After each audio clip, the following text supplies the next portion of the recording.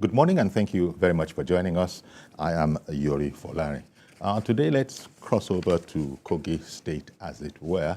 And as you know, the governorship election is coming up on the 11th of November. All of the 18 political parties will be participating in that election, so it promises to be quite an exciting affair. Our guest this morning is Mr. Kingsley Fanwo. He's the Commissioner for Information and Communications in Kogi State, as well as the spokesman of the APC Governorship Campaign Council. A fine morning to you, Honorable Fanwo. Thank you very much, Mr. Yori, and thank you, viewers around the world. Indeed. Thank you for having me. So, well, 11th of November is not all that far away, less than 2 weeks now as we speak. So maybe the first thing to find out is, will you give me your impression of how well preparations have been? Because by now, everything should have really been at the very, very last stages, if not haven't been completed. I'm talking about the readiness for the gubernatorial election. Thank you very much. I will take it that as a party and then as a campaign council, we are ready for the massive victory of November 11. We've done the major rally in Lokoja, covering the 3 senatorial districts. We've also gone around the 3 senatorial districts, starting with the Kogi West Senatorial District at Kaba. From there, we went to Aingba to have the one of the Eastern Senatorial District. And from there, we had the last one at Okene for the Central Senatorial District. So we've been the party that has campaigned hardest. We've been the party that has talked to the people more. We've been the party that have gone on consultation more. We are not just banking on the political structure that we have across the state. We know we need to talk to the people and also get their buy-in and also reassure them that the administration that is coming will consolidate and continue the beautiful legacies of the Yahaya Bello administration. Indeed. And as one can see from the pictures, it's an event, an upcoming event that is taken quite seriously by the citizens of Kogi State. So going by those pictures, apathy is not on the cards at all. That's not one of the things that are a concern, are they? Yeah, voters apathy is one of the bane of most elections across the country. But the forthcoming election in Kogi State promises to witness massive turnout of voters. We've taken our time to sensitize the people. It is their duty, it is their responsibility to elect leaders that will lead them.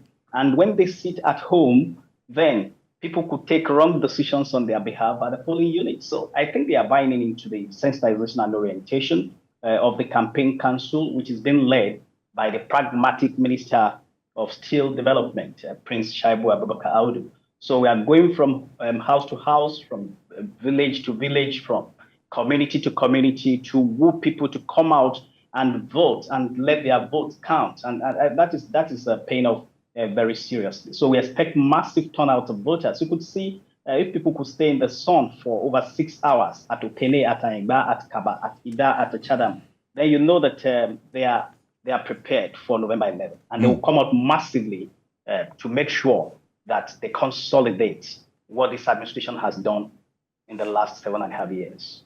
Okay, now it's interesting that you mentioned Prince Abubakar Audu there.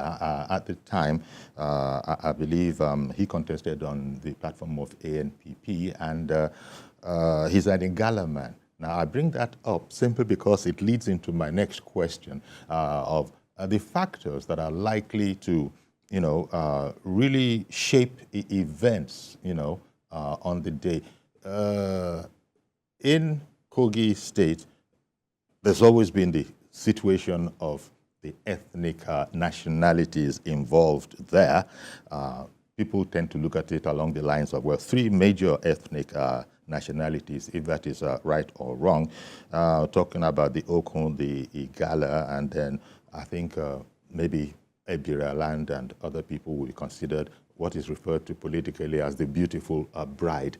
How much that is on one side. How much is that going to really reflect in calculations and attitudes next to capability, knowledge, political sagacity.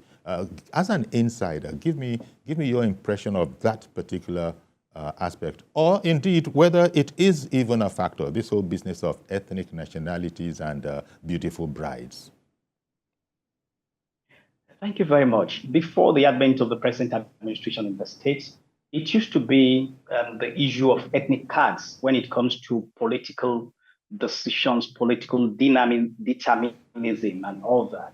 But with this present administration, the people of the state have realized that where the leader comes from does not really matter as much as the capacity and competence and readiness of that leader. And that is the reason, the dynamics that will shape the November 11, 2023 governorship election will not be based on ethnic considerations. You can even see that the people are rejecting ethnic jingoists in the contest because they believe that it has to be about the capacity, about the capabilities, about the competence, about the readiness, about the qualifications of the candidates that are in that race. And when you look at the candidates that are in the race, you would realize that the one that is promoting the Kogi agenda is Ahmed Usman Ododo of the All Progressives Congress. When you look at the other parties, they are so to say pandering towards ethnic considerations, which have been banished in the political firmament of Kogi State under the leadership of Alhaji Yahaya Bello. So, going into that election, ethnic consideration, ethnic jingoism will not be a major factor in that election. When you look at the people that are in this contest, for instance, you look at the quality of the candidates. What is the quality of the candidates that people are projecting? For us in APC, we are projecting a candidate that is ready. We are projecting a candidate that is qualified. We are projecting a candidate that is competent. We are projecting a candidate that has the capability. We are projecting a candidate that has learned the ropes and understands statecraft under the best governor in the history of the state, Alhaji Yahaya Bello. And when you look at the people that are supporting the era of monolithic ethnic consideration is gone. When you look at the people that are supporting this candidate, especially starting with the Director General of the campaign, his dad was the former governor of the state, one of the best governors that Kogi State produced, and our leader in the APC until he died after the governorship election of 2015. So for his son to be leading the campaign tells you that the era of ethnic consideration is gone. Also, when talking about these considerations, you look at the people that have left their party just because a certain candidate emerged in that party, and they said, no, Kogi cannot descend to that level. We cannot get that low. So they decided to move away from that party.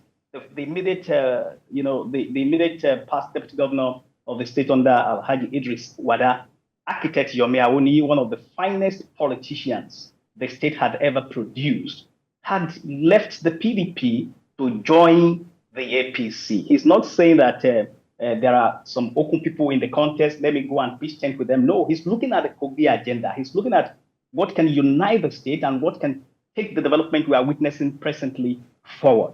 Then go to the east. Former Senator Atai Doko, some of the former senators from the east, some of the former House of Rep members from Galamela local government area, some of the former House of Rep members, most of them have decided to move, including Senator Atai Doko from Olamaboro local government area in Kogi East. And when you see it, a former governorship aspirant also on the platform of the PDP, Eriko, just left yesterday and decamped to the All Progressives Congress. So you can see that it is becoming an aggregation of people who believe in one Kogi State, who believe in a united, prosperous Kogi State, and believes in the sheer prosperity that Ahmed Usman Ododo is bringing through his consolidation and continuity agenda. Okay, now that you brought up your candidate, that is Usman Ododo, he'll be flying the flag for APC. In fact, we can hear from him. Let's listen.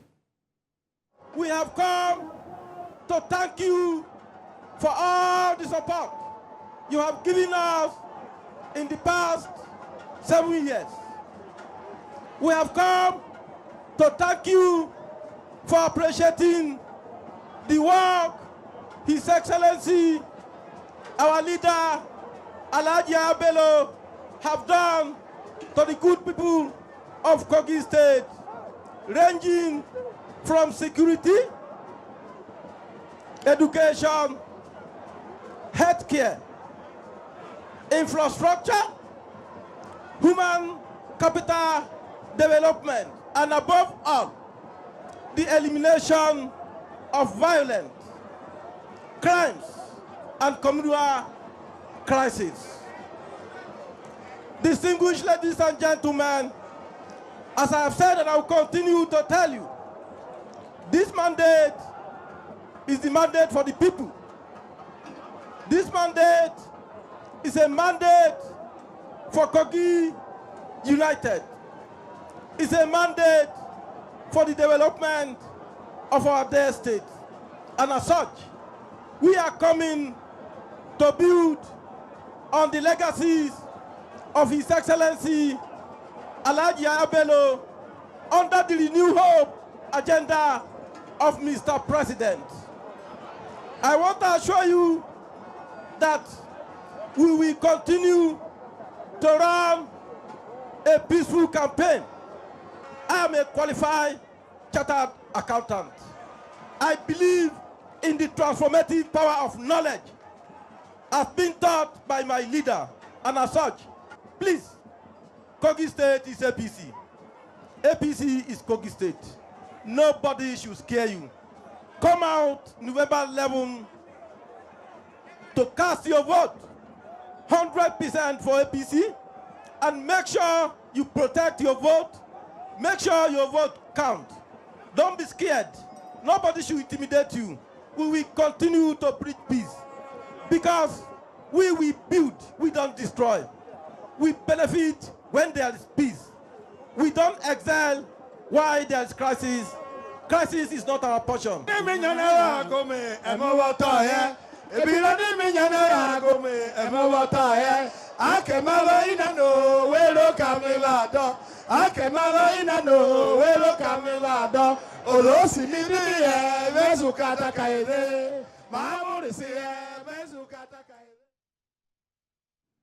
Okay, well, quite a spirited presentation there.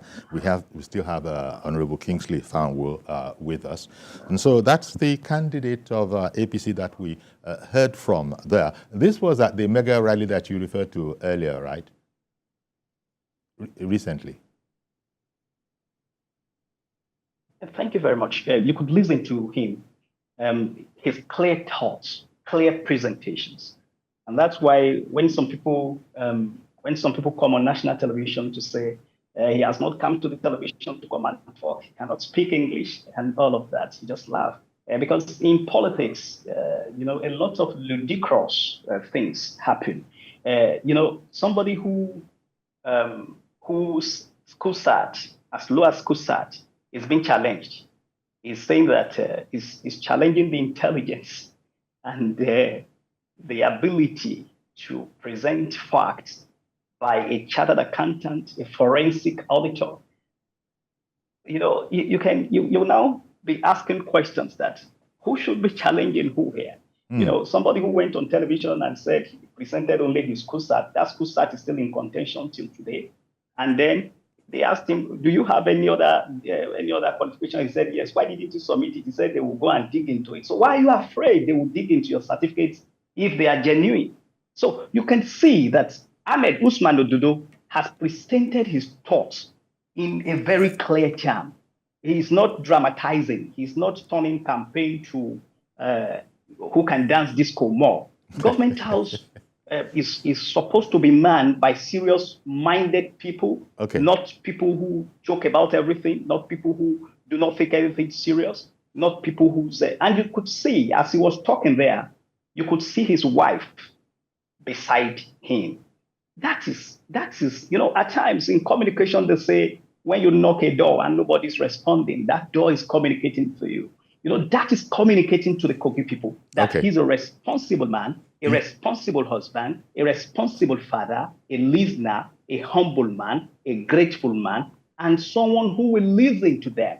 The women folk now know that this is the person they can trust in government house, not someone who has a lot of allegations about women abuse and all of that. So you can see that when you look at all of this, I understand of it all is that you have a candidate who has his plans in place, who is prepared, who understands the system, and who is ready to lead from the front and consolidate on the achievement of this administration in the past 7.5 years. Indeed, Honorable Fanwo. Well, you didn't mention any names, but I did introduce you as the spokesperson of the APC Governorship Campaign Council. So there's a lot that perhaps will be expected.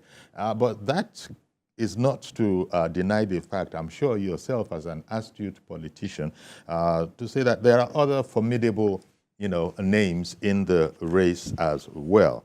I don't know how you see it, but anyway you look at it, Dino Melaya of the PDP is in there, Muritala Jaka of the SDP, Leke Abejide of ADC. All these people, they are also illustrious sons of Kogi State. I understand your enthusiasm, but surely APC is not about to just go to bed saying that, nah, there's no need to do any work here, because people have also made their mark in different areas and that they are contesting for this. Can APC now sort of go and chill and say there's not too much of a challenge here in the light of those names? I'm not sure. I think that's...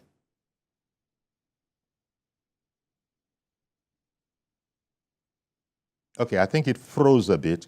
I was just saying that we were saying earlier that everybody, well, when I say everybody, all the 18 parties have candidates in that race. And the fruit was one of the things you saw. Sorry, at the campaign your sound just came back. Your sound just came back. Oh, okay.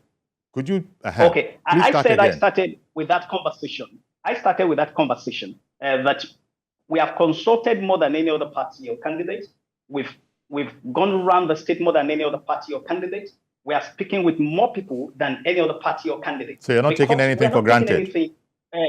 No, we are not taking anything for granted. We know that we need to work hard to be able to talk to our people, not to talk at them. We need to work hard to reassure them that what they are benefiting now under the present administration, they will even benefit more under the administration of Ahmed Usman Ododo. It is not that we are underrating any candidate or any political party. Immediately he emerged as the governorship candidate of the party. He started his consultation. He met with leaders of the state, whether you are in PDP, whether you are in APC, it does not matter. And the fruit have started coming. At Okede, you saw the son of the former governor of the state and the leader of PDP in Kogi State, Alhaji Ibrahim Idris. His son, he's one of the sons that he took into politics, and they are very strong in Kogi, is decamped to APC and even addressed the crowd and told them to follow the man who knows road. You understand what that means? Yeah, indeed. That was something of a feat. That was something of a feat. PDP's Ibrahim Idris, he's of Igala land. Yes, they saw. Yes. And so you can see, and he was telling the people that follow the man who knows the road. How do you know the road? It is the person who has developed the state, the person who has built schools, hospitals, roads, and a lot of other infrastructure. For that to happen, it tells you that the other parties are only trying to, they are only trying to justify the tickets they won, either fairly or unfairly. That doesn't matter. But, they are just trying to justify that by also saying they are contesting. Okay. But they know in their minds that APC would win on November 11th. You could see some videos a few days ago where two of the candidates who regard themselves as very formidable, I think they regard themselves as very formidable. They said they will work together to stop a common enemy. I don't know what their definition of enmity is. And that tells you that there is fear in their minds. They know that, with the way they are standing, they don't stand any chance. But because they have been preaching ethnic politics, they are finding it difficult to step down for each other. This one is saying it is the turn of my senatorial district. This one is saying it is the turn of my senatorial district. Assuming they've been preaching Kogi agenda, it would have been easier for them. So they already been beaten by the bug they breeded. So it is going to be, when you have two failures coming together, what you produce is a better failure. And I think that's what is going to happen on November 11th. So we are not taking anything for granted. We know we are formidable. We know we have the political structure. We know we have the people behind us. And we know that we are the party to beat in that contest. We are confident, but we are not overconfident. Okay, indeed. As you say, because I was just looking at the list of candidates, and it is, on paper at least, pending when we begin to hear from them individually, something of an impressive list. You have an admiral in there. I don't need to tell you, there's an admiral in there. I have Dr. Samson Agada, Male of YPP. But all of this is just to sort of flesh out the field. But as you are projecting Ahmed Usman Ododo of the APC, he's lucky in the sense that his party is the party of the incumbent governor, Yahaya Bello. And so whatever he has done, whatever Yahaya Bello has been able to do is naturally going to stand the aspirant, the contestant, in very good stead. So that is to one side. So if, as you were telling us, that security, health, infrastructure, all of these are things that somebody succeeding from his party would naturally be expected to sort of develop upon, so sort of build upon. That is to one side. What is the campaign, theme that, APC is running on this time now in Kogi State? Thank you very much. From his speech, from the speech he delivered at Okene, the ones at Kaba, at Aingba, you would see where he's moving to. Let me also address this. A lot of people would say that, why is GYB so much in this? Is he on the ballot? Yes, he's not directly on the ballot, but his work of over 7.5 years, his legacies, those are the things on the ballot. And those are the things we would work to protect as a state. We can't go back to that era where the state was so backward, where there were no development, where the state was not had at the center. Now, because of the benefit of having the Yahaya Bello, you could see that Kogi has gone to the center. You could see Kogi State at the center.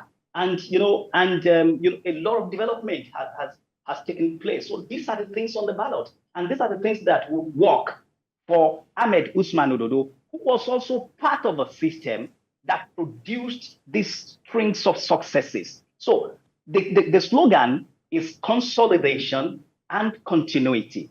And he listed some of those areas.